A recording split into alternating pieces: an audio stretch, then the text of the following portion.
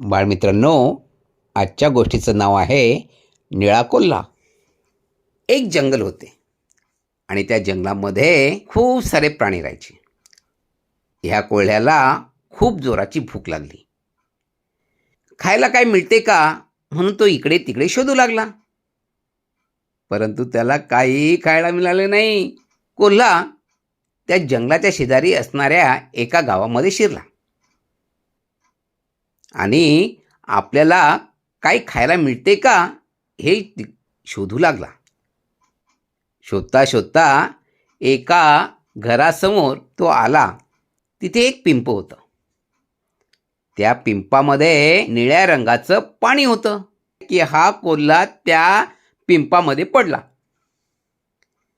आणि त्या कोल्ह्याचा रंग निळा झाला. कोल्हा घाईघाईने तिथनं निघाला आणि जंगलाच्या दिशेने पळाला. जंगलाच्या तिथे आल्यानंतर सर्व प्राणी त्याला पाहू लागले आणि त्याला पाहून घाबरलेच. कोणता हा नवीन प्राणी आलेला आहे? त्या कोल्ह्याने याचाच फायदा घेतला आणि सर्वांना म्हणाला, मी एक दिव्य प्राणी आहे. मी सांगतो ते तुम्ही सर्वांनी ऐकलंच पाहिजे. आजपासून ह्या जंगलचा राजा मीच आहे. सर्व प्राण्यांनी ते मान्य केले आणि एक दिवस काय झालं, पौर्णिमा आली. इतर सर्व कोल्हे कुई करू लागले